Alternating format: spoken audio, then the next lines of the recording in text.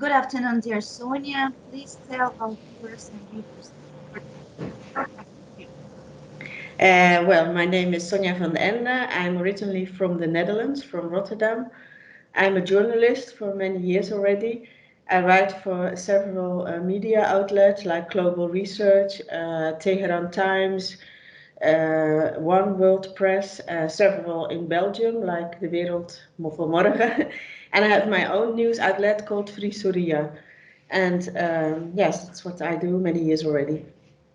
Please share your story about how you ended up on the territory of Donbass.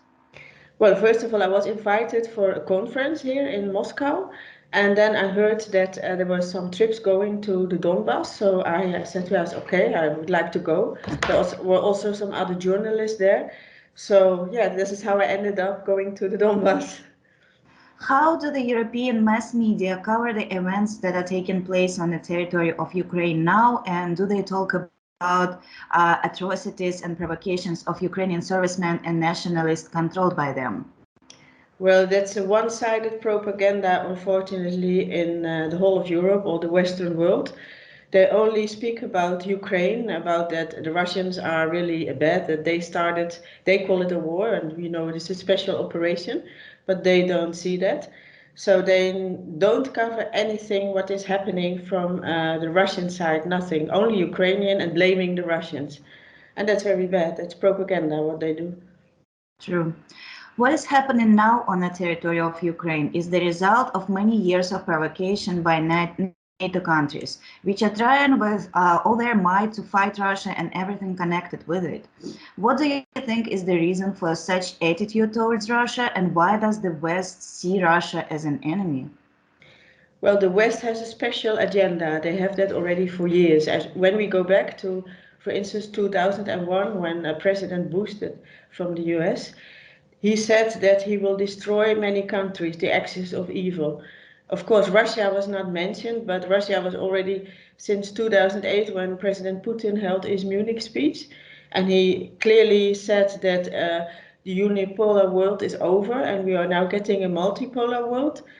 And since that time, that they intensified their hatred, their agenda against Russia. And we could see that more intensified when the war in Syria broke out, and especially at the height of the war, 2015, when Russia came in to help. Mm-hmm. And I think they had their plan to destroy Russia, or at least take a color revolution, to perform a color revolution there.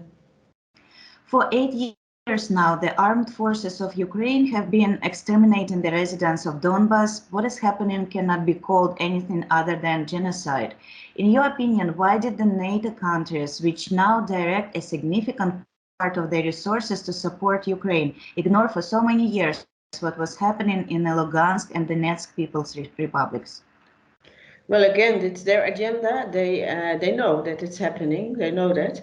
But they are against it. They are against against Russia, so they prefer not to see it. They prefer not to report about it. Nothing.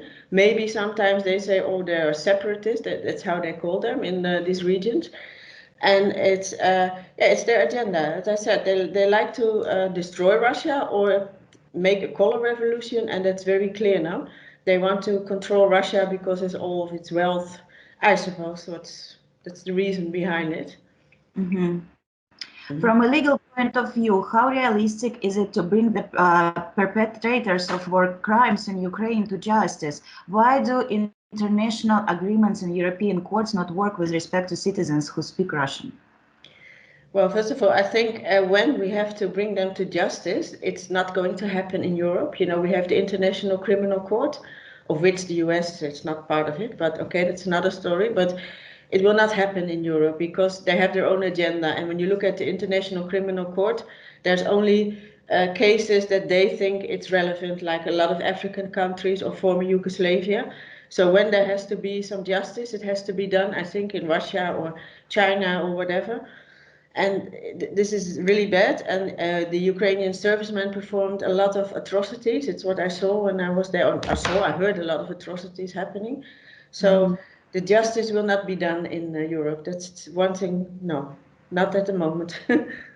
Unfortunately, the influence of the United States on what is happening in Ukraine is obvious. Since 2015, the United States has allocated millions of dollars for training and arming Ukrainian neo-Nazis, preparing provocations, and engaged in propaganda. Why does the world community did not react to the fact at all? Well, I think before that year, the US is a unipolar world. So the West and the US, they have the power. They had the power in the world.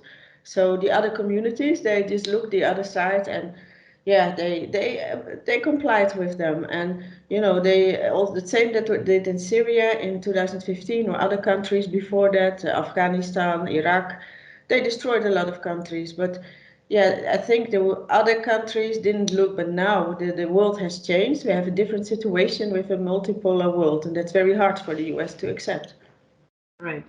As you mentioned, for the decades, the United States has been interfering in the internal affairs of other countries, trying to impose its democracy, which sometimes costs the lives of thousands of civilians. What do you think is the reason they get away with all this? And isn't it time to unite and punish the states for dozens of war crimes committed in other countries? Yeah, exactly. Well, that's what I said before. They think they are a sort of colonialism. They perform, and they think they still have a unipolar world, but that's a fantasy they live in. So they have to accept now that it's not that kind of world anymore. So what they've done in the past, I think they have to be punished severely because they destroyed a lot of countries, they killed a lot of people. It started with Afghanistan, Iraq, Syria, Libya. And I think the world must know that these are crimes against humanity. And this is going on for so many years that it's very terrible. It's genocide what they conducted there. Indeed. There is an opinion that the United States, which has declared itself the source of world democracy, does not really care what happens outside their country. They deliberately add fuel to the fire by supporting armed conflict around the world because this allows them to earn huge money on the supply of weapons. What do you think about this? Well, I think the global elite, it's like a criminal gang, you know, in every country they perform a color revolution or conduct a war. Like in Syria, Iraq, they straight away confiscate the oil. They put the jihadists, for instance, in Syria there, and now they support the neo-Nazis in Ukraine. These are their proxies. They are fighting a proxy war without making their own hands very dirty. You know, this is very terrible. So I call them a criminal mafia gang. Every country they put a color revolution. They rob the country and kill the people and install a puppet regime so they comply with them, like Zelensky is now. And this has to stop because it's going on too many years already. Yeah. What do you know about American biochemical labs located on the territory of Ukraine? Is it true that biological weapons capable of causing irreparable harm to the population of Russia were developed there? Yes, and what I heard from especially a Bulgarian journalist, that she did a lot of research, but also now from Mr. Lavrov, it came all out that there are, I think, approximately 30 laboratories. And it's horrible what their experiments. It's like what we maybe see now, the monkeypox. I don't know if it's true because there's a lot of propaganda again. And maybe COVID-19 came from there. We don't know. We just don't know. And it's because it spread all around Western Europe a lot. And of course, they blame China, for instance. But it's very terrible what they are doing. And I think this has to be stopped, all these laboratories, because it's also, again, it's dangerous for mankind. And we don't know what are they going to do. I heard that some viruses they put in drones and send them to certain territories to release it. So they can kill many people with that. It's horrible. It's no secret that the Western media brainwash their audience with an anti-Russian agenda. Do ordinary Americans and Europeans really not notice how they become the subject of manipulations? Yeah, that's a question that's puzzling me as well as a European, you know, because I covered the Syrian war, and since many, many years I try to wake up the people and tell them, look what's going on. In the name of democracy, they perform all these atrocities. But yeah, what can I say? I think the majority of the European people are asleep. They are not awake, and the brainwashing is so badly, the propaganda is so badly, and of course during COVID they intensified all this, and yeah, I hope we can wake them up, me and maybe a few other ones who are here, that like we were in Syria, that we wake them up and tell them, look, this is what is going on, not what the government or the media is telling you in the West. The economic sanctions imposed against Russia due to a special military operation in Ukraine primarily harm residents of Western countries who are already forced to overpay for heat and fuel. How far do you think NATO countries are ready to go in their maniacal desire to inflict irreparable, as they say, damage to the Russian economy? Well, I think they're stretched the limit already now with the oil embargo they are going to put in place. But I think it's all this crazy ideology, what they have, the Great Reset, I've maybe heard of it, and the Green New Deal. And so they think they can manage without Russian gas, without oil, without all these fossil fuels. But I think there will be a lot of problems, because you cannot replace all the cars all of a sudden. So they are facing a lot of problems, and well, it's going to be very, very bad for Europe and for the US. Maybe, I don't know by the US because they have this LNG gas. But for Europe, it's very bad, especially for Germany. They are, I think, 80% dependent on Russian gas. So they will be in the cold this winter, and the people will suffer a lot. And so what else sanctions can they put in place here? I think that's the limit already. It's crazy. To me personally, it seems that US is not really European ally, because with all this sanction, it also harms Europe that US is supposed to be taken care and be on the side with. The other day, Sweden and Finland applied for NATO membership. However, according to the numerous experts and residents of Finland, in fact, almost none of the Finnish population wants to see their country in NATO. Why, in your opinion, does the political leadership of Finland neglect the opinion of its residents? Well, I wrote once a piece saying that we are not ruled by our leaders anymore, not the politicians, that's what I mean. And I think that is the case in at least the whole of Europe. We are not ruled by the politicians, we are ruled by the elite, by the global elite, like all the, like Bill Gates and Rockefellers, all these guys, or Bloomberg. They are the ones who are in the real power, the deep state. And all these politicians are in these lobby groups, or the lobby groups influence all these politicians to pressure them to become part of NATO, or to do this or to do that.